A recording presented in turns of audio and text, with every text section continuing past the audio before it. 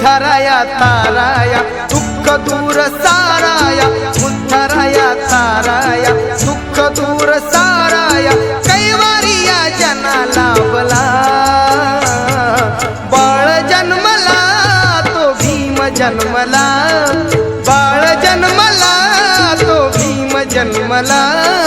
जन्मला भीम जन्मला, जन्मला भीम जन्मला.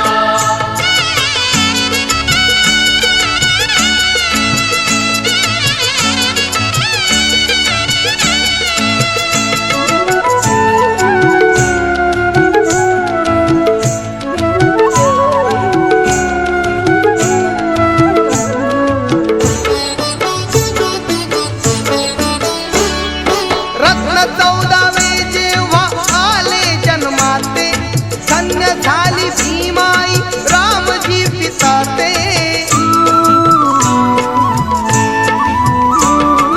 रत्न 14वे जेव्हा आले जन्माते, धन्य झाली भीमाई रामजी पिताते. असा दीन सोन्याचा वाली आला दीनंता, असा दीन सोन्याचा वाली आला दीनंता, घरोघरी दीप लागला. बाळ जन्मला तो भीम जन्मला, बाळ जन्मला तो भीम जन्मला. जन्मला भीम जन्मला, जन्मला भीम जन्मला.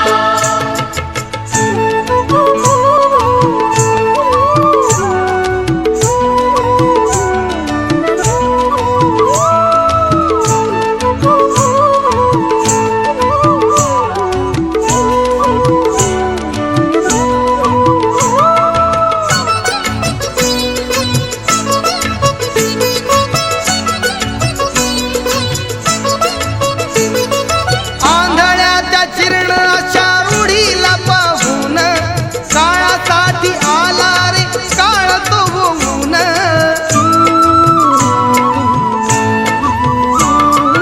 आंधळ्याच्या जीर्ण अशा रूढीला पाहून, काळासाठी आला रे काळ तो होऊन.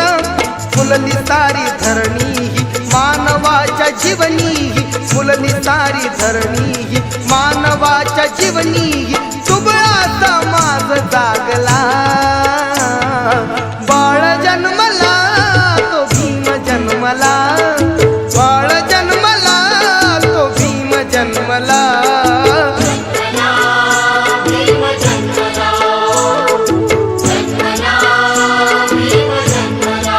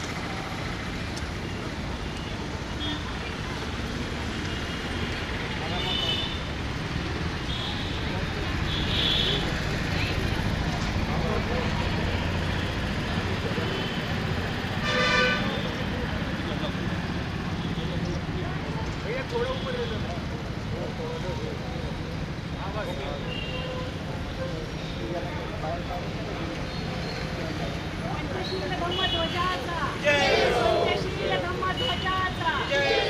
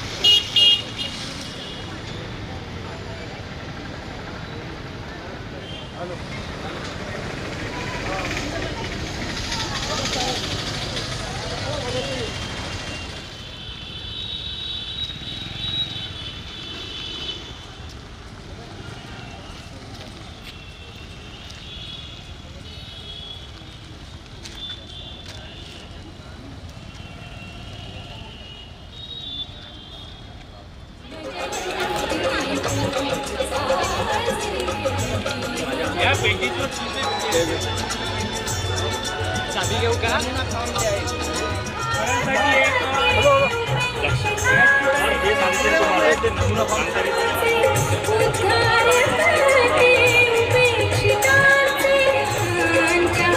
राष्ट्रभक्तीची मशाल हाती धरून साजरी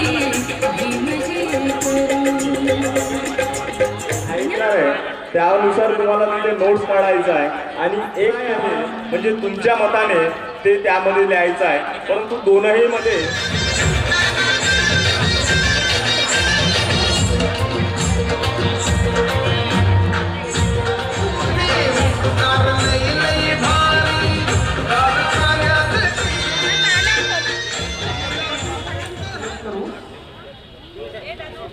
ज्यांना कुणाला त्यांना प्रश्न विचारायचे असते. दुसरे उपसेन बोरकर साहेबांना झालेला आहे. टाळ्या वाजवून सगळ्यांनी स्वागत करावं असं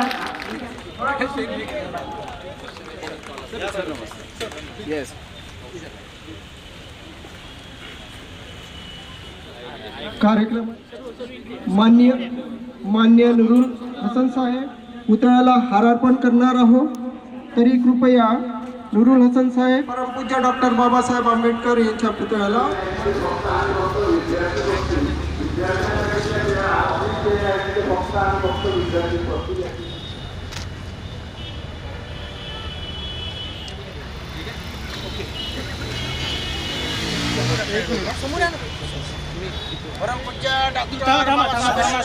जय भीम जय भीम जय भीम. ठीक है सर, थोड़ा हो जा, पीछे हो जा.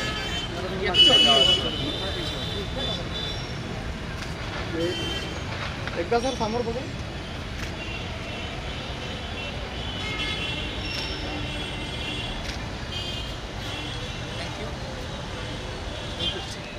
इन्फॉर्मेशन द्या, तुमचं नाव द्या, त्यानंतर तुमचा मोबाईल नंबर द्या आणि ॲड्रेस पॅड दिलेला आहे त्या पॅडवर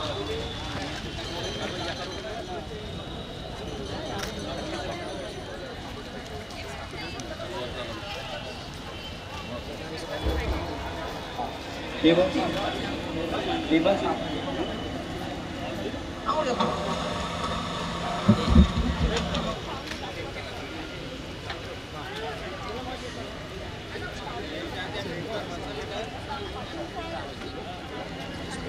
भीमगर्जना करून शिक्षणाची महती सांगणारे संदेश देणारे तथागत भगवान गौतम बुद्ध, प्रियदर्शी राजा सम्राट अशोक, थोर समाज क्रांतिकारक महात्मा ज्योतिबा फुले, माता भीम जयंती महोत्सवाचे उद्घाटक व विद्यार्थ्यांना मार्गदर्शन करणारे प्रमुख मार्गदर्शक नुरुल हसन साहेब, IPS डॉक्टर उपसेन बोरकर साहेब, IRS अप्पर आयुक्त नागपूर यांनी विचार मंचावर आपले स्थान ग्रहण करावे अशी मी त्यांना विनंती करतो. तसेच या कार्यक्रमाकरिता लाभलेले विशेष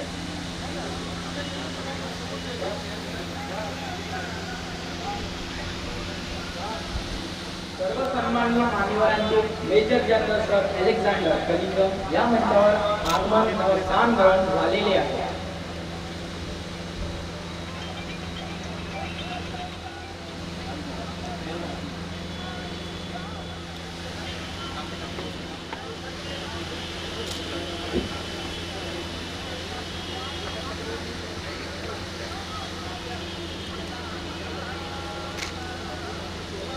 त्यावर तुम्ही जे काही क्वेश्चनिंग करणार आहे ते तुमचा अभिप्राय त्यावर घेऊन आतापर्यंत तुम्हाला देतो. शिक्षण हे समाज परिवर्तनाचे प्रभावी शस्त्र आहे अशी जाणीव होते हे सांगणारे महामान करूया ज्ञानज्योती, सन्मानियांचे हस्ते प्रज्वलित करूया ज्ञानज्योती. नमन त्या पराक्रमाला, नमन त्या देशप्रेमाला, नमन त्या ज्ञानसागराला, नमन त्या कोटीच्या उद्धारकाला. त्या पराक्रमाला नमन, त्या देशप्रेमाला नमन, त्या ज्ञानसागराला.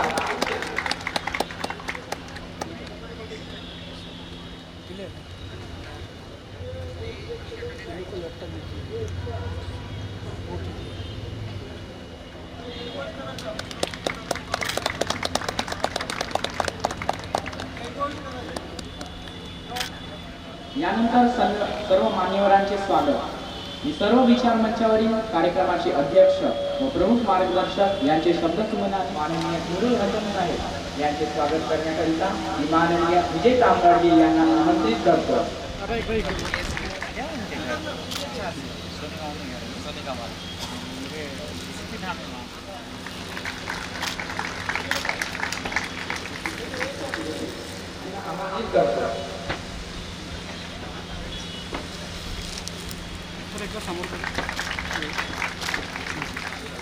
दादा एकदा समोर बघा. दादा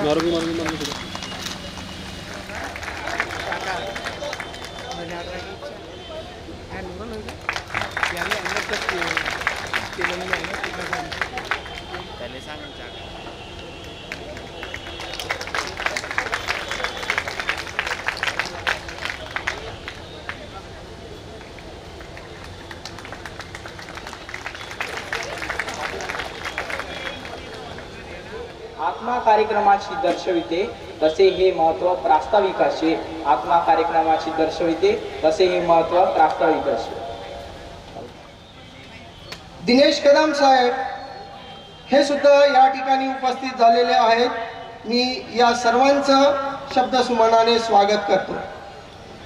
या कार्यक्रमाला उपस्थित असलेले या होती, तिला IIT करिता प्रिपरेशन तयार करायचं होतं. पती पत्नीचं भांडण, कोट्याला त्या मुलीला शिकायला जायचं, परंतु पती पत्नीचं भांडण झालं. वडील म्हणायचे की मी कोट्याला पाठवत नाही. आईची तगमग होती की आपल्या मुलीला IITला प्रवेश देण्याकरिता. कसंही करून त्या मुलीला मुलीच्या आईने कोट्यामध्ये प्रवेश दिला. ही आई त्या मुलीच्या सोबत जाऊन तिथे टिफिनचा व्यवसाय, विद्यार्थ्यांना, इतर विद्यार्थ्यांना टिफिन देण्याचं काम करून आपलं अर्थार्जन केलं आणि आपल्या मुलीला IIT बनवलं. IITची विद्यार्थी सिलेक्ट करण्यात आलेली आहे. तत्पूर्वी 14 एप्रिलला ती वर्धा येथे तिचं आगमन झालं आणि 14 एप्रिलचा कार्यक्रम प्रभात फेरी बघण्यासाठी ती विद्यार्थिनी आपल्या आईला म्हणाली की आई मला 14 एप्रिलचा कार्यक्रम बघायचा आहे, प्रभात फेरी बघायचा आहे.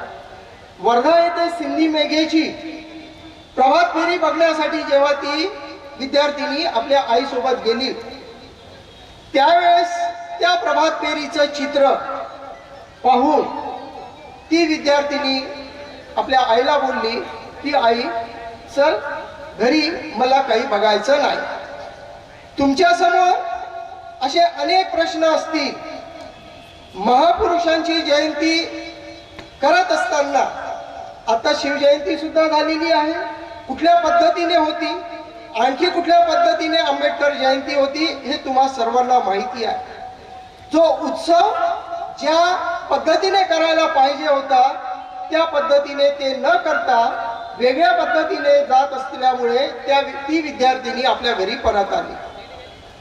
दुसरं उदाहरण, माझी एक विद्यार्थिनी आहे, BE झाली आणि UPSC IASच्या ट्रेनिंगला ती जळगाव या ठिकाणी गेली. प्रिलिमिनरी एक्झामिनेशन ती पास झाली, परंतु मेन एक्झामला ती सिलेक्ट झालेली नाही. हिस्ट्री आणि सिविक्स हा सब्जेक्ट तिचा बॅक राहायचा.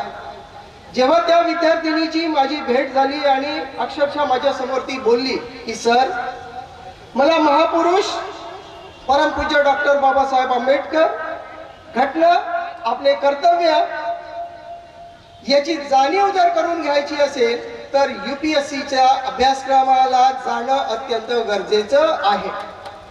या कोर्सकरिता MPSC असो किंवा UPSCचा अभ्यासक्रम असो तो एवढा अफाट आणि आपल्या जीवनाला अत्यंत कलाटणी देणारा असतो आणि त्यामुळे हा अभ्यासक्रम करायला तिथे जाणं अत्यंत गरजेचं आहे. मित्रांनो, उत्सव खूप करतो, परंतु या 66-67 वर्षामध्ये आपण मागे जर बघितलं तर आपला समाज कुठे आहे, आपण काय करायला पाहिजे आणि आपली वाटचाल कुठे असायला पाहिजे याचं अवलोकन समजतं या जनतेने करणं गरजेचं आहे. असे अनेक इन्स्टिट्यूट आहेत, त्यातले काही इन्स्टिट्यूट असे आहेत की आपल्या विद्यार्थ्यांना प्रॉपर गायडन्स देण्याचं कार्य करतो. त्यातलं महाबोधी विहार हिंगणघाट शहरामधलं सुद्धा यातलं एक उदाहरण आहे. उदाहरण यासाठी मी देतो की फक्त बौद्ध विहार त्रिशरण पंचशील न म्हणता विद्यार्थ्यांना योग्य मार्गदर्शन देण्याचं केंद्र व्हायला पाहिजे हे काजीवाड मधील महाबोधी विहाराने दाखवून दिलेलं आहे. संपूर्ण विद्यार्थ्यांचं एक स्टडी रूम त्या ठिकाणी बांधण्यात आली, स्टडी सर्कल त्या ठिकाणी निर्माण करण्यात आलं आणि अखंडपणे अविरतपणे त्या विद्यार्थ्यांचा अभ्यास त्या ठिकाणी होतो आणि त्यांना मार्गदर्शन करणारे काही शिक्षक सुद्धा त्या ठिकाणी उपस्थित असतात. अशाच पद्धतीने हिंगणघाट शहरातील आमची शाळा म्हणजे डॉक्टर BR आंबेडकर विद्यालय व कनिष्ठ महाविद्यालय, शासनाचा आदेश येण्यापूर्वी आम्ही IT सेक्टर किंवा कॉम्प्युटर सेक्शनचं जे ज्ञान विद्यार्थ्यांना देण्याकरिता आमची संस्था अग्रेसर होती, पुढे होती. या आमच्या सचिव या ठिकाणी उपस्थित झालेले आहे. सांगायचं तात्पर्य असं की विद्यार्थ्यांना प्रॉपर गायडन्स देणं, योग्य सुयोग्य नागरिक बनवणं आणि त्यांना देशाचं अत्यंत बहुमोल असं नागरिक बनवण्याचं कार्य काही इन्स्टिट्यूटनी करणं अत्यंत गरजेचं आहे. आज हिंगणघाट शहर एक तालुका प्लेस आहे, परंतु मी या ठिकाणी आव्हान करू इच्छितो, जे समाजातील समृद्ध वर्ग आहेत, क्वालिफाय वर्ग आहे, ज्यांच्याकडे चांगली सुबत्ता आहे, पैसा आहे, त्यांनी आपल्या समाजाकरिता चांगली इन्स्टिट्यूट तयार करून या विद्यार्थ्यांना मार्गदर्शन करण्याचे केंद्र स्थापित करणं अत्यंत गरजेचं आहे. बार्टी सारखे इन्स्टिट्यूट शासकीय स्तरावर आहेत, परंतु या व्यतिरिक्त सुद्धा आपण स्वतः या इन्स्टिट्यूट उभारण्याचं कार्य करणं अत्यंत गरजेचं आहे. आणि यामुळे या भीम जयंती महोत्सव समितीतर्फे असं ठरवण्यात आलं की परमपूज्य डॉक्टर बाबासाहेब आंबेडकरांची जयंती फक्त प्रभात फेरी व जेवणावर खर्च न करता विद्यार्थ्यांना योग्य पद्धतीने सुयोग्य पद्धतीने मार्गदर्शन व्हावं म्हणून आपल्या UPSC क्रॅक करणारे जे सिलेक्ट झालेले जे मान्यवर या ठिकाणी आलेले आहेत त्यांना पाचारण या ठिकाणी केलेला हा सर्वात महत्त्वाचा उद्देश होता. आणि मी धन्यवाद देतो त्या समितीला की त्यांच्या डोक्यामध्ये हा विचार आला आणि अशा मान्यवरांना तुमच्या भेटीकरिता या ठिकाणी उपस्थित केलेला आहे.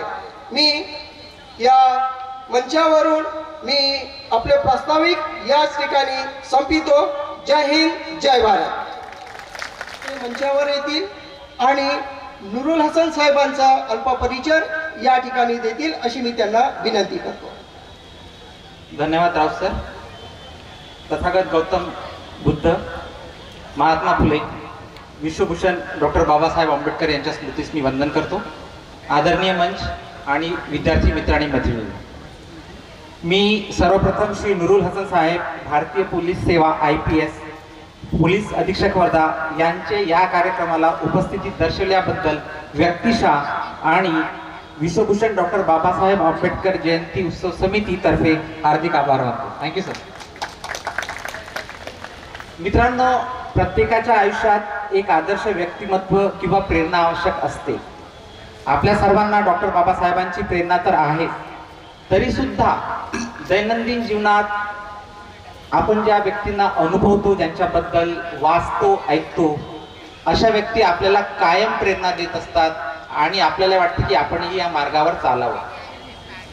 अशीच एक व्यक्ती म्हणजे आपल्या वर्धा जिल्ह्याचे लाडके पोलीस अधीक्षक माननीय नुरुल हसन साहेब आहेत. ते मूळचे उत्तर प्रदेश येथील पिलीभीत जिल्ह्यातील एका छोट्या हर्रायपूर गावाचे मूळ नागरिक आहेत. जसं आपलं हिंगणघाट म्हणा वर्धा जिल्ह्याचं, अशा एक छोट्याशा गावाचे मूळ नागरिक आहे. त्यांच्या थोडंसं बॅकग्राऊंडमध्ये मला याच्यासाठी सांगावं लागेल की कुठलाही व्यक्ती जो मोठा होतो त्याच्या मागे एक परिश्रम असतं. त्यांना सपोर्ट केलेलं जे व्यक्ती असतं, घरचे म्हणा किंवा समाजातले, त्यांचा एक मोठा हातभार असतो. तर तुम्हाला आश्चर्य वाटेल की जे व्यक्ती तुमच्यासमोर IPS म्हणून बसलेले आहेत ते शेती करता करता अभ्यास करायचे, त्याच्याशिवाय ते IPS झालेले नाहीये. त्याचबरोबर त्यांना जेव्हा IIT साठी कोचिंग लावायचं होतं तर त्यांच्या वडिलांनी त्यांची एकुलती 1 एकराची जी शेती होती ती विकून त्यांना IITच्या ट्रेनिंगसाठी पाठवलं होतं. म्हणजे प्रत्येकाला आपल्या अडचणी असतात, पण त्या अडचणीतून मार्ग काढून तुम्ही तुमचं स्वतःचं अस्तित्व कसं बनवता आणि दुसऱ्या लोकांना तुम्ही कसं हात धरून वर उचलता याचं मूर्तिमंत उदाहरण म्हणजे नुरुल हसन साहेब. नुरुल हसन साहेबांनी त्यांच्या कॉलेजच्या फीस भरण्याकरता फिजिक्स आणि केमिस्ट्रीच्या ट्युशन पण स्वतः घेतलेले आहेत. ते तुम्हाला सांगणं गरजेचं आहे, कारण जिथे आपण कर्मवीर भाऊराव पाटलांचा जो आदर्श मानतो अर्न अँड लर्न, तर स्वतः त्यांनी जेव्हा शिकत होते त्याच वेळेस त्यांनी कमाई करून स्वतःच्या फीस भरल्या. हाही एक काळ होता. त्याच्यानंतर त्यांचं सिलेक्शन बार्क म्हणून जी इन्स्टिट्यूट आहे तिथे सायंटिस्ट म्हणून झालं होतं. आजही ते YouTube चॅनल असतं त्यांचं एक फ्री अकॅडमी म्हणून, त्यांच्यावर ट्युटोरियल्स टाकले त्यांनी की ज्या लोकांना पोहोचता येत नाही, UPSCच्या प्रिपरेशन किंवा इतर अभ्यासाच्या मार्गाने मागे राहतात, तर त्यांच्यासाठी त्यांनी एक कनेक्ट तयार करून दिलेला आहे. नुरुल हसन साहेब वर्धा जिल्ह्यात यायच्या आधी त्यांची कारकीर्द एवढी दैदिप्यमान राहिलेली आहे. मी फक्त 2 मिनिट घेतो त्यांच्या दैदिप्यमान कारकिर्दीबद्दल बोलताना, आणि त्यांना इन्व्हाइट करताना मला खरंच ऊर भरून आला की मी माझ्या जिल्ह्यात माझ्या नेटिव्ह मध्ये नुरुल हसन साहेबांना बोलवतोय. कारण एक आयकॉनिक फिगर, मी जे उद्याचे नागरिक होणारे स्टुडंट आहेत त्यांच्यासमोर मी एक आयडलिस्टिक व्ह्यू देऊ शकतो किंवा एक आयडॉल त्यांच्यासमोर उभं करतो. याच्यामुळे मला स्वतःला धन्यवाद द्यायला आवडत नाही हे मी तुम्हाला सांगू इच्छितो. तर नागपूर येथील कार्यकर्ती एक मल्टी मार्केटिंग घोटाळा होता, जो जवळजवळ 100 कोटीचा घोटाळा होता, तो साहेबांनी उघडकीस आणला होता. वाळू माफियावर कार्यवाही करून जवळजवळ 70 ते 80 ट्रक त्यांनी त्यांच्या कारकिर्दीत जप्त केले होते. तुम्हाला इतकं सांगतो की आज जी इथे यायच्या आधी त्यांनी जी कार्यवाही केली आहे, तर वर्धा जिल्ह्यातले नागरिक IPL बेटिंग करत होते बुटीबोरी नागपूरवरून, त्यांच्यावर धाड घालून ते इथे आलेले आहेत आपला अमूल्य वेळ देण्यासाठी.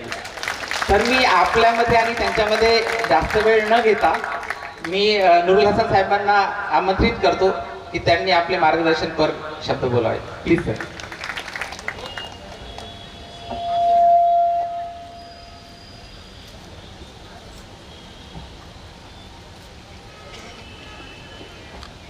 कदम जो जानिबे मंजिल बढ़ा नहीं सकते, कसम खुदा की वो मंजिल को पा नहीं सकते. कदम जो जानिबे मंजिल बढ़ा नहीं सकते, कसम खुदा की वो मंजिल को पा नहीं सकते. बचाए रखते हैं दामन जो अपना कांटों से, वो फूल बन के कभी मुस्कुरा नहीं सकते. मंच पर बैठे हुए मान्यवर, या कार्यक्रमासाठी आलेले सर्व बंधू आणि भगिनींनो, सर्वप्रथम सर्वांना माझा सप्रेम नमस्कार. आज या ठिकाणी मला बोरकर साहेबांनी इतके मोठे कार्यक्रमामध्ये आमंत्रित केला, त्याबद्दल मी त्यांच्या मनापासून आभार मानतो. आणि माझी जे मराठी आहे थोडीशी वीक आहे, काही चुका असते त्याच्यामध्ये, त्यामुळे आज आम्हाला विद्यार्थ्यांना माझे जीवनाबद्दल सांगायचे आणि मी कसं संघर्ष केला, कसं UPSC क्वालिफाय केला त्याबद्दल सांगायचे. तर मी आपली परमिशन घेतो हिंदीमध्ये बोलण्याची. बरोबर आहे? परमिशन आहे की नाही? आहे. बरोबर आहे. आपण या ठिकाणी परमपूजनीय बाबासाहेब आंबेडकर साहेबांची जयंती निमित्ताने सगळे आपण एकत्र झालेले आहे. तर सर्वप्रथम मी बाबासाहेबांसाठी एक माझा फेमस शेर आहे ते मी वाचतो कि कुरान कहता है कि मुसलमान बन जाओ, कुरान कहता है कि मुसलमान बन जाओ, गीता कहती है कि हिंदू बन जाओ. कुरान कहता है कि मुसलमान बन जाओ, गीता कहती है कि हिंदू बन जाओ, बाइबल कहती है कि ईसाई बन जाओ, बट बाबा साहब का संविधान कहता है कि इंसान बन जाओ. इन्हीं शब्दों के साथ मैं इस मौके पे परम पूजनीय बाबा साहब की जयंती निमित्ताने सबको शुभकामनाएं देता हूं और इस आयोजन समिति का भी धन्यवाद मानता हूं, धन्यवाद देता हूं कि उन्होंने नॉट ओनली बाबा साहब की जयंती मना रहे हैं बल्कि भविष्य का जो भारत का भविष्य है, जो युवा पीढ़ी है, उसका मार्गदर्शन करने के लिए बोरकर साहब जैसे, कदम साहब जैसे, मेरे जैसे जो सरकारी नौकर हैं, हम लोग सरकारी नौकर हैं, सरकारी सेवक हैं, उनको इस प्रोग्राम में बुलाया जा रहा है. तो एक बार जोरदार तालियां बजाकर इस पूरी समिति का आप वो करिए. मैं अपने जीवन की शुरुआत के बारे में आपको बताना चाहता हूं. मेरा बहुत ही शॉर्ट परिचय बोरकर साहब ने दिया. मैं एक छोटे से गांव हररायपुर का रहने वाला हूं. कराड़े साहब आ गए, उनका स्वागत करिए. मैं आपको बता रहा था कि मैं एक बहुत ही छोटे से गांव, बोरकर साहब ने बोला कि हिंगन घाट जैसा गांव. हिंगन घाट जैसा गांव नहीं है. वो हिंगन घाट से करीब 8वीं तक की पढ़ाई, 8 तक की पढ़ाई मैंने वहाँ से की. फिर 9th-10th में Guru Nanak higher secondary school, एक गुरुद्वारे का स्कूल था, उसमें मैं पढ़ा. उसके बाद मेरे फादर की बहुत छोटी सी जॉब लग गई. पहले हम लोग खेती किया करते थे, मैंने खुद खेती की, खुद जानवर चराए, खुद चारा काटा. कभी फादर मेरे बोलते थे कि खेत पे चले जाओ, तो पढ़ने का इतना शौक था कि मैं किताबें लेके खेत पे चला जाता था. तो जो भी टाइम मिलता था उस टाइम में मैं पढ़ता था. बाकी के टाइम पे खेत पे चुड़िया मारने का काम करते थे. चुड़िया आती है, वो गेहूं की फसल को खा जाती है, तो उसको भगाने का काम करते थे. भाग के जब वापस आते थे तो पढ़ाई करते थे. तो 11th-12th में मैं बरेली आ गया. मेरे फादर की एक छोटी सी जॉब, 4th क्लास में मेरे फादर जुडिशरी में 4th क्लास में पियोन मेरे फादर हो गए और हम लोग बरेली आ गए। बरेली का जो सफ़र था बहुत ही संघर्षमय सफ़र था, क्योंकि सैलरी 4000 रुपये थी मेरी फादर की और खर्चा बहुत होता था। तो इसलिए बहुत छोटे से मोहल्ले में एक kind of semi slum type का एक मोहल्ला था, जोगी नवादा, वहाँ पे हम लोग रहते थे। मैं साइकिल से स्कूल जाता था। स्कूल के लिए कभी कभी स्कूल की फीस भी नहीं होती थी, न्यूज़पेपर भी घर नहीं आता था। तो न्यूज़पेपर पढ़ने का मुझे बहुत शौक था। जो आज की यहाँ यंग मंडली बैठी है, यंग बच्चे बैठे हैं, कि उनको मैं बताना चाहूँगा कि मेरी जो सफलता के पीछे जो बहुत बड़ा राज था वो मेरी न्यूज़पेपर को पढ़ने की, वर्तमान पत्रों को पढ़ने की जो आदत थी वो थी। छोटा सा गांव था, वहाँ पेपर नहीं आता था, अगले दिन पेपर आता था, तो अगले दिन हम पेपर पढ़ते थे। आज का पेपर हम अगले दिन पढ़ते थे। खैर बरेली आने के बाद जब पैसे नहीं थे तो ढाबे, बहुत सारे चाय की दुकानें होती हैं, चाय की दुकानों पे पेपर मिलते हैं, तो हम लोग वहाँ जाके न्यूज़पेपर पढ़ते थे, फिर स्कूल चले जाते थे। स्कूल जाने के बाद स्कूल की पढ़ाई की, 11th-12th ऐसे मैंने वहाँ से कंप्लीट किया। फिर दोस्तों ने बोला कि इंजीनियरिंग की पढ़ाई करते हैं, इंजीनियरिंग बहुत अच्छा होता है, इसमें जॉब लग जाती है। हमने कहा कर लेते हैं, इंजीनियरिंग कर लेते हैं। हमको कुछ नहीं पता था, बीटेक क्या होता है ये पता ही नहीं था, बीटेक की फुल फॉर्म भी हमको नहीं पता थी। खैर हमारे बहुत सारे दोस्त थे, उन्होंने बोला कि आप इंजीनियरिंग करो और कोचिंग करनी पड़ेगी उसके लिए। तो कोचिंग के लिए जैसे सर ने बताया, कोचिंग के लिए 35,000 40,000 की उस वक्त रिक्वायरमेंट थी, लेकिन वो मेरे फादर के पास नहीं थे। तो फादर ने और मेरे ताऊ जी ने क्या किया, गांव में हमारी 2-2.5 एकड़ ज़मीन थी, उसमें से 1 एकड़ ज़मीन बेच दी। और उस वक्त में 1 एकड़ ज़मीन बिकती थी 1 लाख रुपए की। 1 लाख रुपए की ज़मीन बेची और उस ज़मीन से जो भी पैसा आया, आधे पैसे की हमने कोचिंग की और आधा पैसा एक छोटा सा घर, 1 कमरे का घर वहाँ पे हमने ले लिया। 1 कमरा और 1 स्टडी रूम, छोटा सा घर वहाँ लेने के बाद पढ़ाई चलती रही। मैंने इंजीनियरिंग की तैयारी की और मेरा एक सेंट्रल यूनिवर्सिटी, अलीगढ़ मुस्लिम यूनिवर्सिटी करके अलीगढ़ में है यूपी में, वहाँ मेरा इलेक्ट्रिकल इंजीनियरिंग में सिलेक्शन हो गया। सिलेक्शन हो गया, मैं वहाँ बीटेक किया, बहुत मन लगा के पढ़ाई की। मन में एक ऐसी वो थी कि कुछ करना है, कुछ करके दिखाना है, एक जद्दोजहद थी। वहाँ की फीस के लिए जब जैसे सर ने बताया पैसे नहीं होते, तो मेरा फिजिक्स बहुत अच्छा था, आज भी बहुत अच्छा है, कई बच्चों को पढ़ा सकता हूँ। तो फिजिक्स और मैथ्स मेरा बहुत अच्छा था। फिजिक्स और मैथ की मैं ट्यूशन दिया करता था अपने कमरे पे ही, और उससे मुझको करीब 1200 रुपये, 1200 रुपीज़ मुझको मिलते थे, तो उससे मैं खर्चा चलाया करता था अपना। खैर बीटेक हो गया मेरा।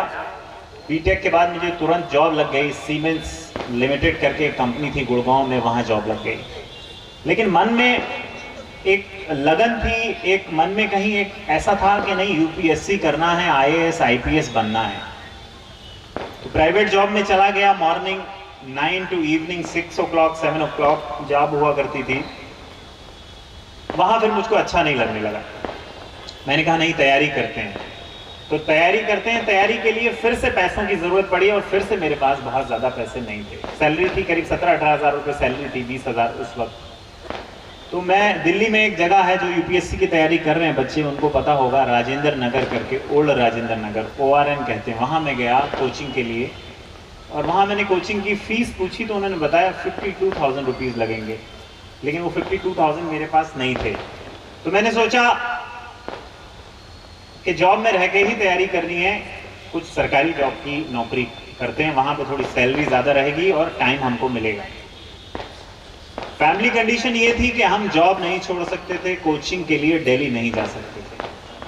तो फिर हमने क्या किया, एक भाभा एटॉमिक रिसर्च सेंटर है, उसका एक एग्ज़ाम दिया मैंने, वो भी बहुत प्रेस्टिजियस एग्ज़ाम है, और उसमें मैं क्वालिफाई हो गया, साइंटिफिक ऑफिसर वहाँ पे बन गया और तारापुर में मेरी ज्वाइनिंग हुई। मैं वहाँ जॉब करने लगा।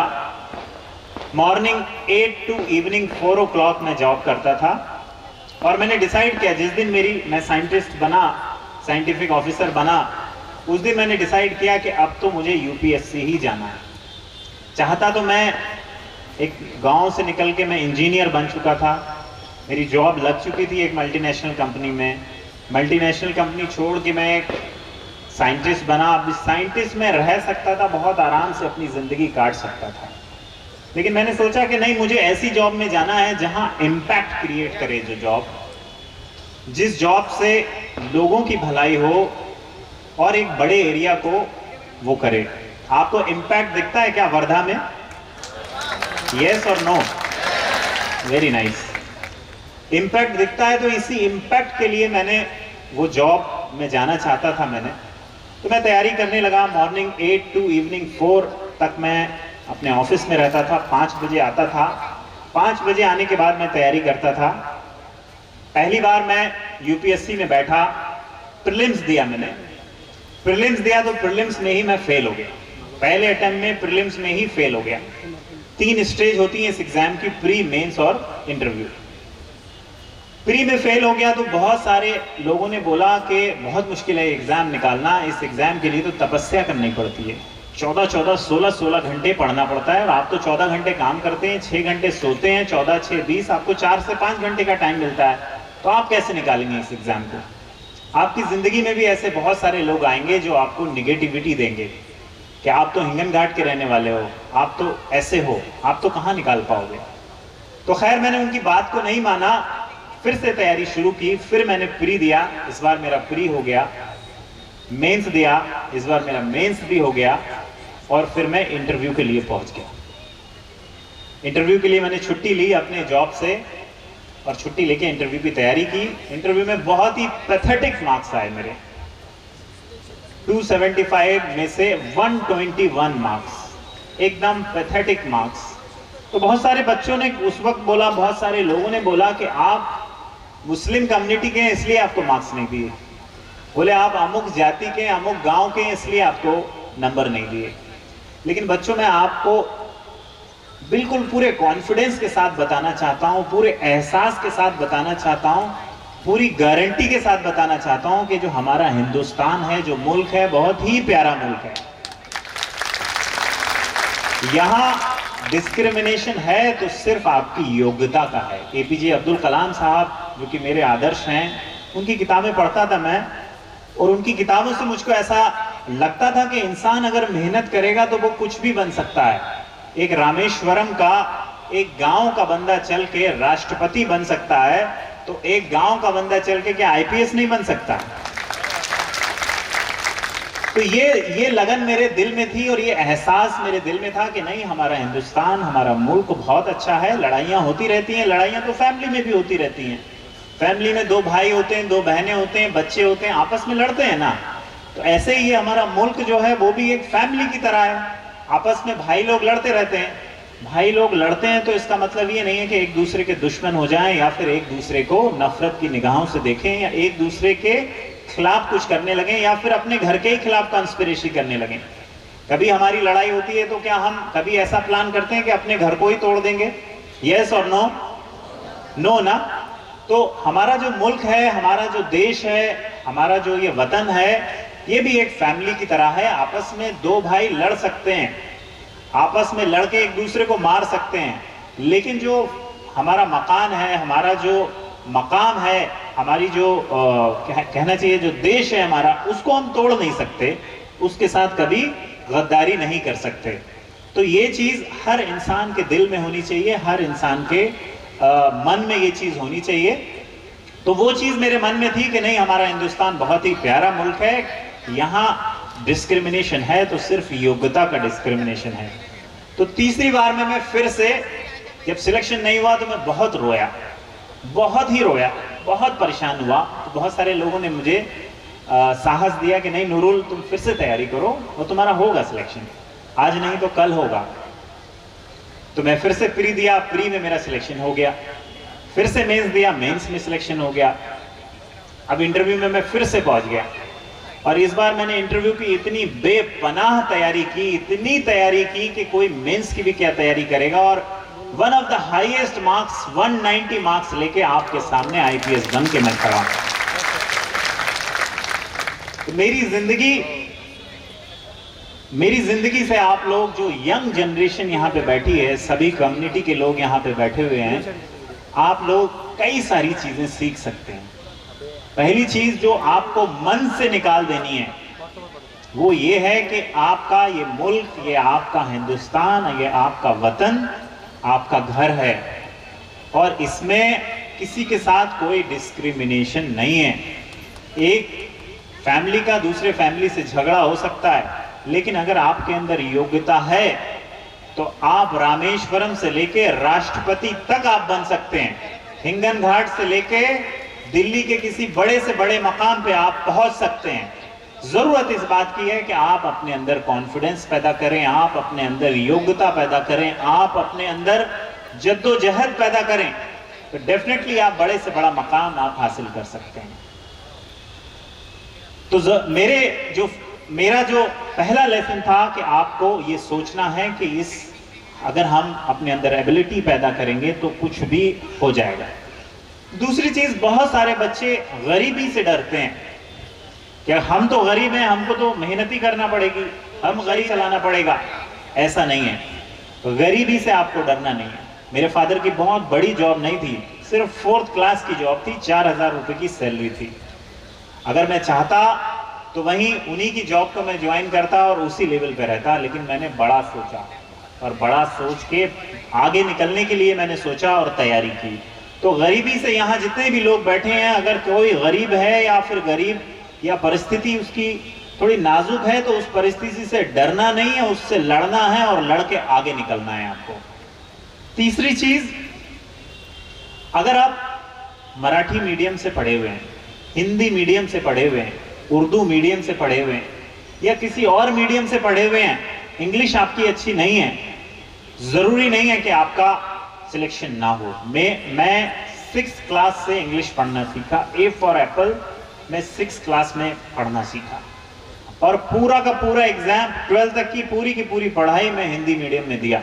हिंदी मीडियम में मेरी पढ़ाई हुई और पूरा का पूरा एग्जाम मैंने इंग्लिश मीडियम में लिख के पास किया।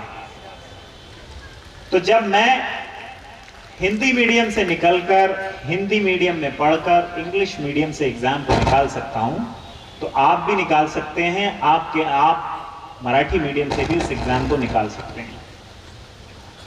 चौथी इंपॉर्टेंट चीज यह है कि अगर आप कोई जॉब में हैं या आपको पढ़ने का टाइम कम मिलता है, कोई जरूरी नहीं है कि दिल्ली में जाके आप कोचिंग करें, कोई जरूरी नहीं है कि आप पूना में जाके कोचिंग करें तभी आप इस एग्जाम को निकालेंगे। आप हिंगन घाट में रह के भी निकाल सकते हैं, नागपुर में रह के भी निकाल सकते हैं। बिलीव मी, मैंने इस एग्जाम के लिए कोई कोचिंग ही नहीं की, not even a single coaching. सारी पढ़ाई खुद की।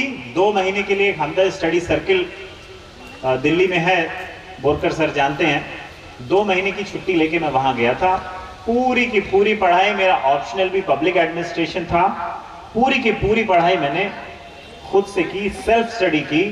जब एक हरायपुर का एक छोटा सा लड़का, एक खेती करने वाले किसान का लड़का एग्जाम को लिखकर अगर आपके जिले का एसपी बन के आ सकता है, तो आप क्यों नहीं आ सकते? आ सकते हैं या नहीं? आ सकते हैं या नहीं? हाँ, बहुत बहुत कम आवाज है। हाँ, वेरी नाइस। आ सकते हैं? Very good. अगर आपको ये एहसास हो गया कि आप इस एग्जाम को क्वालिफाई कर सकते हैं, पहले ये आपको एहसास होना जरूरी है। नॉट ओनली ये एग्जाम, बल्कि जिंदगी में जो बच्चे यहाँ पे बैठे हैं, कुछ भी जो आप बनना चाहते हैं, आप डॉक्टर बनना चाहते हैं, इंजीनियर बनना चाहते हैं, पायलट बनना चाहते हैं, आईपीएस बनना चाहते हैं, आईएएस, कलेक्टर, कमिश्नर, जो बनना चाहते हैं वो आप बन सकते हैं। यहाँ पर 2 एग्जाम्पल, आपके हिंगन घाट का लड़का एक एडिशनल कमिश्नर बन के पूरे नागपुर को चला रहा है, और एक हरायपुर का एक लड़का आपके हिंगन घाट में आके पूरा माहौल, अब आगे नहीं बोलूंगा मैं। तो आपको जरूरत है ये एहसास होने की, ये दिल से एहसास होने की, आप जिंदगी में कुछ भी अचीव कर सकते हैं। अगर ये बच्चों आपको एहसास हो गया तो कोई भी टारगेट बड़ा नहीं है, हर टारगेट आप अचीव कर सकते हैं। 3-4 चीजों की जरूरत है। पहली चीज की जरूरत है वो है प्लानिंग। सबसे पहली चीज आती है वो आता है आपको टारगेट सेट करना। टारगेट आपका सेट होना चाहिए। अगर आपका टारगेट ऊंचा है, टारगेट अगर आपका बड़ा है, तो अगर एक एग्जाम्पल देते हैं, अगर आपने तीर मारा है 5वीं मंजिल के ऊपर तीर मारा है, तो दूसरी मंजिल तीसरी मंजिल तक तो पहुंचेगा ही पहुंचेगा। अगर हमारा टारगेट इतना छोटा है कि नहीं, मुझको बस छोटा सा जॉब करना है और गांव में आराम से रहना है, तो डेफिनेटली आपको वो छोटा टारगेट भी नहीं मिलने वाला। आपको टारगेट बड़ा रखना पड़ेगा। आपकी जो ये लिमिट्स हैं उसको तोड़ना पड़ेगा कि नहीं, मैं तो आईआईटी में जा ही नहीं सकता, नहीं मैं तो नासा में जाके स्टडी कर ही नहीं सकता, मैं अमेरिका जा ही नहीं सकता, ऐसा सोचना ही नहीं है। आप में से हर एक बच्चा, चाहे वो मुस्लिम हो, हिंदू हो, सिख हो, ईसाई हो, बौद्ध हो, कोई भी हो, अगर मेहनत करता है तो वो जिंदगी में आला से आला मकाम हासिल कर सकता है। तो जरूरत है कि ख्वाब देखिए, ख्वाब देखने के बाद उसकी प्लानिंग करिए, प्लान करिए। जैसे कि मैं हर स्पीच में अपनी बोलता हूं कि जब हम मूवी देखने जाते हैं या फिर एक घर बनाते हैं, जब हम अपना घर बनाते हैं तो सबसे पहले हम जमीन देखते हैं कि कहाँ जमीन होगी, फिर देखते हैं कि ईंट कहाँ से आएगी, पत्थर कहाँ से आएगा, सीमेंट कहाँ से आएगा, लोहा कहाँ से आएगा और फाइनेंसिस कहाँ से आएंगे। उसके बाद हमारा एक घर बन के तैयार होता है। तो आपका करियर भी एक घर की तरह है। आपको अभी से सोचना पड़ेगा कि इस करियर की ईंट कहाँ से आएगी, इसको बनाना कहाँ पे है, मुझे घर कहाँ पे बनाना है, हिंगनघाट, वर्धा, नागपुर, मुंबई या फिर वॉशिंगटन, न्यूयॉर्क, कहाँ घर बनाना है, वो आपको डिसाइड करना पड़ेगा पहले ही। अगर आपने डिसाइड कर लिया तो डेफिनेटली आप उस घर को बना पाएंगे, अपने ख्वाब को पूरा कर पाएंगे। तीसरी चीज, आपको दिन रात मेहनत करनी है। मेहनत से डरना नहीं है। 10 घंटे, 12 घंटे, 14 घंटे जो भी मौका मिल रहा है उसमें आपको मेहनत करनी है। सोशल मीडिया पे टाइम खराब नहीं करना है, फालतू की चीजों में टाइम खराब नहीं करना है। जो चीज आपके अंदर वैल्यू एडिशन करती है, आपके करियर में, आपके माइंड में, आपकी फिजिकल एक्टिविटी में, उस वैल्यू एडिशन आपको करना है। खराब टाइम नहीं करना है, मेहनत करनी है। चौथी और आखिरी चीज यह है कि आपको हार नहीं माननी। जैसे कि मैं पहली बार में अगर हार मान गया होता तो शायद आज आपके सामने आईएएस नहीं होता। दूसरी बार में हार मान के वहीं बैठ गया होता तो शायद मैं कहीं किसी और जगह पे काम कर रहा होता। आपके वर्धा में आके एक्शन लेने का मौका शायद मुझे नहीं मिलता। तो जरूरत है कि आपको अपनी असफलता से हार नहीं माननी है। अगर हार हो गई तो फिर से खड़ा होना है, हारना है और फिर आगे खड़ा होना है। कहते हैं कि fail but fail better every time. हर बार अच्छे तरीके से फेल होना है और आखिरकार आपको सफलता मिलेगी। तो ये 4-5 चीजें थी जो आप अगर अपनी जिंदगी में कर ले जाएंगे तो डेफिनेटली आप सफल हो जाएंगे। आपके लिए मैं एक शेर पढ़ता हूं कि तूफानों से आंख मिलाओ, सैलाबों पे वार करो। कि तूफानों से आंख मिलाओ, सैलाबों पे वार करो, मल्लाहों के चक्कर छोड़ो, तैर के दरिया पार करो, तैर के दरिया पार करो। अब मैं लास्ट की स्पीच का जो लास्ट पार्ट है, जो यूपीएससी के लिए जो बच्चे तैयारी कर रहे हैं या जो करने के लिए जा रहे हैं, बहुत देर हो गया मुझे बोलता हुआ, काफी देर हो गई, 5 मिनट और लेता हूं आपके और अपनी बात को खत्म करूंगा कि यूपीएससी के लिए आपको 3 स्किल चाहिए। 3 स्किल कौन कौन सी हैं? पहली स्किल है आपकी रीडिंग स्किल। जो भी विद्यार्थी बैठे हैं या जो माँ बाप यहाँ पे बैठे हैं वो अपने बच्चों को बताएं जाके कि ये 3 स्किल अगर आपने डेवलप कर ली तो जिंदगी में कोई भी एग्जाम आप क्वालिफाई कर जाएंगे। पहली स्किल है रीडिंग स्किल। आपको रीड करना आना चाहिए, किताबें मोटी से मोटी। डॉक्टर बाबा साहब अम्बेडकर की अगर आप लाइब्रेरी देखेंगे तो बहुत बड़ी लाइब्रेरी थी उनकी और बहुत पढ़ते थे वो। यहां से लेके फॉरेन तक वो पढ़ के आए और एक से एक टॉप किया उन्होंने। तो जरूरत है कि आप अपने अंदर रीडिंग स्किल डेवलप करें। रीडिंग स्किल आपको कैसे आएगी? रीडिंग स्किल आपको आएगी जब आप किताबें पढ़ेंगे, हर रोज किताबें पढ़ेंगे। अपने अंदर कहा जाता है कि जिसके घर की टीवी स्क्रीन उसकी लाइब्रेरी से बड़ी है, उस घर में बहुत ज्यादा ज्ञान नहीं आने वाला है। तो हर किसी के घर लाइब्रेरी होना चाहिए। बाबा साहब ने भी बहुत सारी लाइब्रेरी को बनाने के लिए इंस्पायर किया।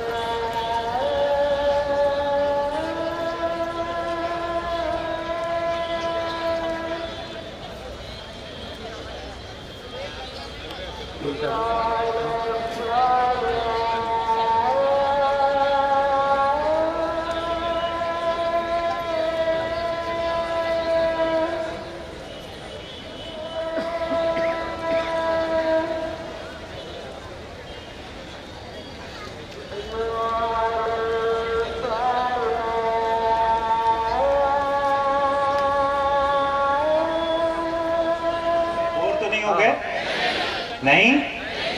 Very nice. तो मैं आपको 3 स्किल के बारे में बता रहा था कि आपको रीडिंग स्किल, राइटिंग स्किल और स्पीकिंग स्किल, 3 स्किल आपको सीखनी है। अगर आप 3 स्किल सीख लेंगे तो जिंदगी में आपको कोई भी एम, कोई भी टारगेट आप अचीव कर सकते हैं।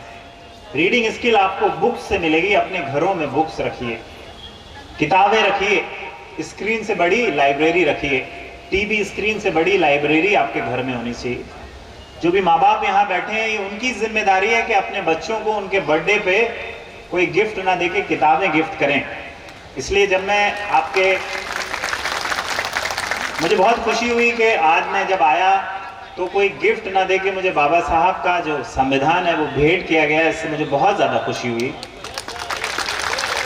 और जब मैं वर्धा में आया था तो मैंने लोगों को बोला कि आप बुके मत दीजिएगा, मुझे कुछ बुक्स ले आइएगा। तो बहुत सारी 300-400 बुक्स मेरे पास जमा हो गई हैं। मैं या हिंगन घाट में या किसी लाइब्रेरी में जो भी अच्छी होगी वो बुक्स डोनेट कर दूंगा। तो रीडिंग स्किल, आप अगर बुक्स पढ़ेंगे तो आपके अंदर रीडिंग स्किल आएगी और आपको जिंदगी को समझ में आएगा कि जिंदगी कैसे जी जाती है। और बुक्स में सार होता है जिंदगी का, एक बहुत बड़ा मोती जो होते हैं जिंदगी के, वो बुक्स में छुपे होते हैं। तो आप रीडिंग स्किल सीखिए। दूसरा राइटिंग स्किल। राइटिंग स्किल अगर जिसको आ गई उसको मेंस का एग्जाम निकालने में कोई प्रॉब्लम नहीं होगी। राइटिंग स्किल आएगी जब आप लिखना शुरू करेंगे अपने बारे में, अपने सराउंडिंग के बारे में, और डेली बेसिस पे आप लिखना शुरू करेंगे तो डेफिनेटली आपकी राइटिंग स्किल इंप्रूव होगी। और तीसरी स्किल है स्पीकिंग स्किल। स्पीकिंग स्किल आप स्कूल्स में हैं, कॉलेजेस में हैं, तो आप वहाँ पर एक्स्ट्रा करिकुलर एक्टिविटीज़ में पार्टिसिपेट करिए। डेफिनेटली आपकी स्पीकिंग स्किल इंप्रूव होगी। तो ये 3 स्किल जो बच्चे हैं जो स्कूलों में हैं अभी 12th तक या फिर ग्रेजुएशन तक हैं, आप कोशिश करिए कि आप इन 3 स्किल पे काम करें। जनरली कोई नहीं बताता आपको ऐसा कि हमको अपनी राइटिंग स्किल डेवलप करनी है, रीडिंग स्किल डेवलप करनी है और स्पीकिंग स्किल डेवलप करनी है। ये स्किल अगर 3 आपने डेवलप कर ली तो दुनिया का कोई भी ज्ञान आप प्राप्त कर सकते हैं, कोई भी ज्ञान आप किताबें पढ़ के पा सकते हैं। जरूरत है कि ये 3 स्किल डेवलप करने की before you complete your graduation. दूसरी इंपॉर्टेंट चीज, आपको न्यूज़पेपर पढ़ने की लत लगनी है। न्यूज़पेपर आपको पढ़ना चाहिए। जो माँ बाप हैं बच्चों को पहले से ही न्यूज़पेपर पढ़ना सिखाएं। मैं अपनी बारे में बताता हूँ कि मुझको, मैं इंडियन जो टीम थी उसको मैं फॉलो करता था, इंडियन क्रिकेट टीम को फॉलो करता था। जहां भी वो टीम जाती थी तो हमारे यहाँ टीवी हुआ नहीं करता था गांव में, तो इंडिया ने कैसा परफॉर्म किया उसको पढ़ने के लिए हम न्यूज़पेपर 1 दिन के बाद आता था हमारे गांव में। तो 1 दिन के बाद हम अमर उजाला पढ़ने के लिए जाते थे और उसमें हम देखते थे। धीरे धीरे करके मुझे न्यूज़पेपर पढ़ने की लत लग गई, जो लत अभी भी है। तो न्यूज़पेपर आप पढ़ना शुरू करिए। न्यूज़पेपर पढ़ेंगे तो आपको यूपीएससी निकालने में बहुत मदद होगी। तीसरी इंपॉर्टेंट चीज है जो सीरियस तैयारी कर रहे हैं उनके लिए, ऑल इंडिया रेडियो।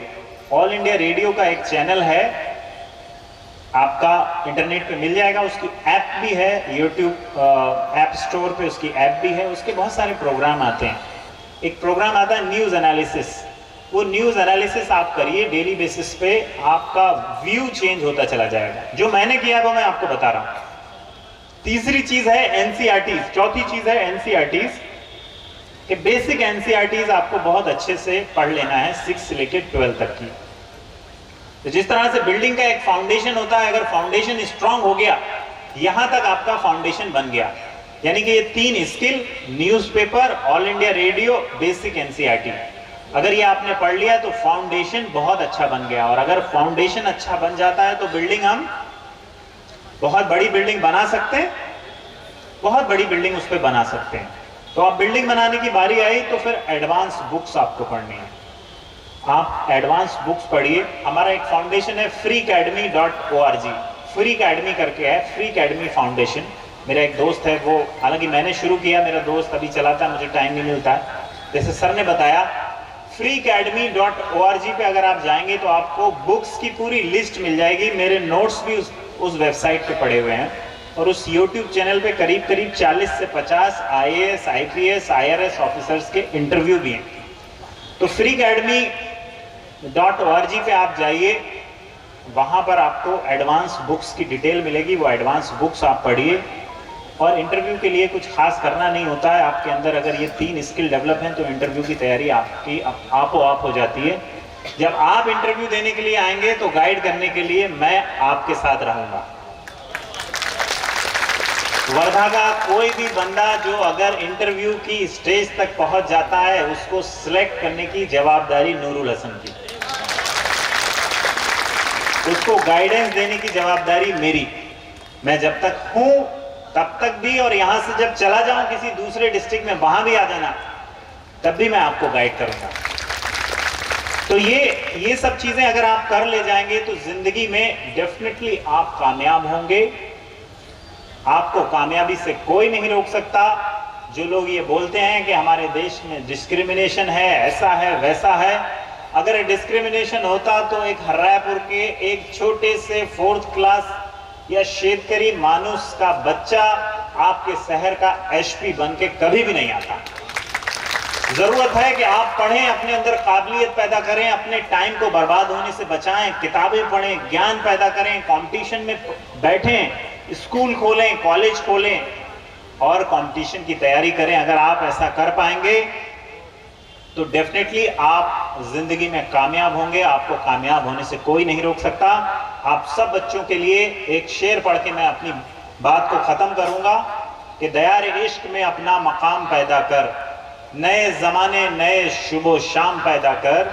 दयार इश्क में अपना मकाम पैदा कर, नए जमाने नए शुबो शाम पैदा कर। अगर खुदा दिले फितरत सनाज दे तुझको, लहू ते लाला गू से कलाम पैदा कर।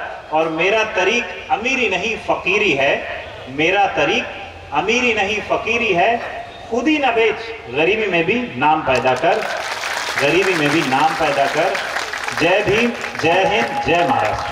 मी विनंती करतो की काही विद्यार्थी आपल्याशी इंटरॅक्ट करू इच्छितात।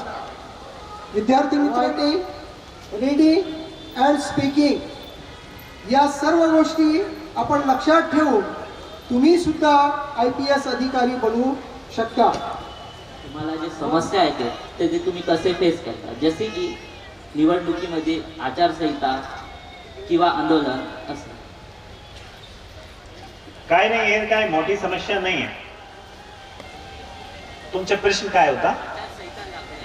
आचारसंहिता लागलेली आहे तर आपण कसे आचारसंहिताचे पालन कसे करू? सर्वात उत्तम, सर्वात आता आम्ही एक शांता कमिटीची एक मीटिंग घेतली होती, त्याच्यामध्ये आम्ही सांगितले होते की वर्दी आम्ही ज्यापासून वर्दी घातली त्यावेळेस आमच्या धर्म ना हिंदू राहिला, ना मुस्लिम राहिला, ना सिख राहिला, ना ईसाई राहिला। आम्ही फक्त वर्दीधारी पोलीस आहे आणि संविधानी आमची धर्मग्रंथ आहे आणि पोलीस म्हणून आम्हाला लोक ओळखणार।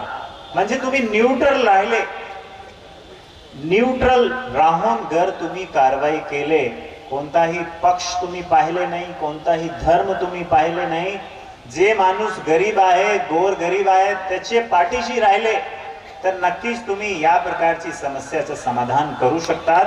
कोणतेही यापेक्षा मोठी समस्या आली तरी सुद्धा तुम्ही त्याचं समाधान करू शकता। Thank you sir. यानंतर विद्यार्थी आहे परितोष भगत। गुड इवनिंग सर, इस साल मैं अभी 28 मई को एग्जाम मराठी बोला ना। सर 28 मेला एक्झाम आहे आता सर, तर 1.5 महिन्यात आखरीमध्ये म्हणजे जसं आता फायनल स्टेजेस आहे याच्यामध्ये रिव्हिजन आणि मागच्या वर्षीच्या पेपरच्या हिशोबाने जसं लास्ट टाइम थोडे क्वेश्चन्स ऑप्शन्समध्ये चेंज झाला होता की जे पहिले एलिमिनेशन मेथडनी काही आपण प्रश्न विचारू शकत म्हणजे सॉल्व करू शकत होतो ते आता म्हणजे जसं स्पेशली हिस्ट्री आणि एन्व्हायरमेंट सब्जेक्टसाठी ते काही प्रश्न म्हणजे त्याच्यात एलिमिनेशन मेथड आता आपण करू नाही शकत। तर लास्ट मिनिट्समध्ये तुम्ही कसा अप्रोच करता प्रिलिम्ससाठी? लास्ट मिनिट मध्ये म्हणजे पेपर देताना किंवा पेपर ते पूर्वी 1.5 महिना? 1.5 महिना। तर लास्ट मध्ये तुम्ही काय करा, जास्त रिव्हिजन सॉल्व करा, मॉक पेपर जसे बाजीरामचे मॉक पेपर होतात, फोरम IASचे मॉक पेपर होतात, खान स्टडीचे मॉक पेपर होतात आणि जे वेगवेगळे कोचिंग इन्स्टिट्यूटचे पेपर आहेत, टेस्ट सिरीज आहेत ते द्या तुम्ही. तर तुम्हाला जे अनसर्टेनिटी राहते एक्झाममध्ये ते तुम्हाला कळेल. कारण तुम्ही एक कोचिंग इन्स्टिट्यूटचे एक्झाम दिले तर त्याच्या पॅटर्न तुम्हाला कळते. तुम्हाला 30-32 पेपर तुम्ही आधी दिलेले असेल तर 33वा ज्या वेळेस तुम्ही एक्झाम देतात तर त्यावेळेस तुम्हाला त्याच्या पॅटर्न कळते. तर त्याला मात देण्यासाठी, त्याला पराभूत करण्यासाठी, यशस्वी होण्यासाठी आपल्याला प्रॅक्टिस करावं लागेल. वेगवेगळे कोचिंग इन्स्टिट्यूटचे जे पेपर होतात ते तुम्ही द्या, प्रॅक्टिस करा. प्रत्येक 3 दिवसात प्रॅक्टिस करा, नक्कीच तुमचं सिलेक्शन होईल. आणि ज्यावेळेस तुम्ही सिलेक्ट होऊन इंटरव्ह्यूसाठी आले तर आम्ही तुमची पाठीशी आहे. धन्यवाद सर. यानंतरची विद्यार्थिनी आहे. सर, तुम्ही कशा प्रकारे IPS साठी स्टडी केली? IPS साठी कशी स्टडी केली? मी अर्धा तासाच्या भाषण तसाच होता. IPS साठी मी स्वतः स्टडी केले. सकाळी 8 पासून 4 वाजेपर्यंत मी माझे जॉबसाठी जात होता. नंतर काही योगा मेडिटेशन केले, उठत होता. म्हणजे झोपायचे कमी 5 ते 6 तास आणि फेसबुक इंस्टाग्राम 0. तर या अनुषंगाने मी अभ्यास केला. जिथे जिथे मला वेळ मिळाली, जसे माझे घरपासून ऑफिसपर्यंत 15 मिनिट लागत होते, तर 15 मिनिटामध्ये मोबाईलवर काय मी न्यूजपेपर वाचत होता. तर असे तुम्हाला जिथे वेळ मिळाली तिथे तुम्ही अभ्यास करा, तिथे तुम्ही काय करण्याचा प्रयत्न करा. आणि संडे वनडेमध्ये तुम्ही मूवी पाहू शकतात. अशा प्रकारे मी स्वतः तयारी केले. इंटरनेटचा खूप वापर केले. आजच्या युगामध्ये जर आपण इंटरनेटचा वापर केले तर कुठूनही आपण या प्रकारचा एक्झाम पास करू शकता. थँक्यू. धन्यवाद सर. सर, जर आपण स्टडी करताना किंवा IPSC UPSCची एक्झाम देताना माईक पास. सर, जर आपण स्टडी करताना किंवा IPSC UPSCची एक्झाम देताना जर आपण कोणत्या रॉंग डायरेक्शनला गेले तर तेव्हा त्या सिच्युएशनमधून रिटर्न कसं यायचं? समज आला नाही मला. एक्झाम देताना जर आपण कोणत्या रॉंग डायरेक्शनला गेले तर तेव्हा त्या सिच्युएशनमधून रिटर्न कसं? मी एक डायरी ठेवत होता माझ्यासोबत. आज सुद्धा डायरी आहे छोटीशी. असे प्रकारची मी डायरी ठेवत होता माझ्यासोबत आणि सकाळी उठले की माझं टार्गेट लिहित होता की आजच्या दिवशी मी काय करणार. 1, 2, 3, 4, 5, 6, 7, 8 आणि संध्याकाळी ज्या वेळेस झोपण्याची वेळ होती 5 मिनिटं आधी, 10 मिनिटं आधी मी बघत होता, वाचत होता की काय केले, पूर्ण दिवसभरात मी काय केले. फक्त टाइम व्यर्थ केले किंवा फोनवर चर्चा केली किंवा काय व्यवस्थित केले का. जर तुम्ही असा केले, दररोजची प्रोग्रेस तुम्ही कोणतेही डायरीमध्ये नोंद केले, सकाळी टार्गेट लिहिले, संध्याकाळी तुम्ही त्या टार्गेटच्या अवलोकन केले तर नक्कीच तुम्ही रॉंग डायरेक्शनमध्ये जाताना थांबू शकतात. सगळे विद्यार्थी जे इथे आहे, तुम्ही एक डायरी ठेवा स्वतःकडे. माझ्याकडे आता सुद्धा आहे. आता माझे टार्गेट चेंज झालेले आहे. आता टार्गेट आहे हिंगणघाटमध्ये या वस्तीमध्ये दारू कसे थांबायचे. महिलांचा कॉल आला तर या ठिकाणहून महिलांचा कॉल आला, त्यांच्या सोबत मीटिंग करायचे आणि त्यांची समस्याचे समाधान करायचे. हे माझे टार्गेट आहे आताचे.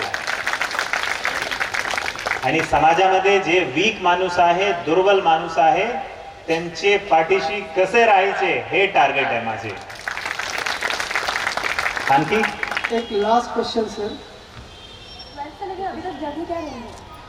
12th से लेके अब तक जर्नी कैसी रही है? 12th के बाद मैंने तैयारी की, इंजीनियरिंग किया, बीटेक किया, बीटेक इलेक्ट्रिकल इंजीनियरिंग. पहले इंजीनियर बना, 1 साल इंजीनियरिंग का काम किया, फिर साइंटिस्ट बना, साइंटिस्ट कुछ दिन काम किया, फिर उसके बाद यूपीएससी की तैयारी की और यूपीएससी में सिलेक्शन हुआ. कहीं भी मज़ा नहीं आया, लेकिन पुलिसिंग करते हुए बहुत मज़ा आता है. इसीलिए मैंने आज तन मन धन से पैशन के साथ मैं पुलिसिंग करता हूँ। लोगों को जिस वक्त मैं लोगों की मदद करता हूँ, जो ये गरीब आदमी की जमीन बचाने में किसी गुंडे से जो आनंद है वो पूरी दुनिया में किसी चीज से आनंद नहीं है। तो अब इस जॉब में मुझे बहुत ही मजा आता है, इसीलिए मैं 12 घंटे 15 घंटे 16 घंटे मैं काम करता हूँ। आज मैं रोजे से था, लेकिन बोरकर साहब ने मुझे इनवाइट किया कि बच्चों को गाइड करना है, तो मैं रोजा मैंने आपके हिंगन घाट में छोड़ा और मैं आपसे बात करने के लिए आ गया। Thank you. खूप खूप धन्यवाद सर. विद्यार्थी मित्रांनो, परत घेऊया. मी पुण्याच्या या समितीतर्फे नुरुल हसन साहेबांचा आभार मानतो आणि यानंतर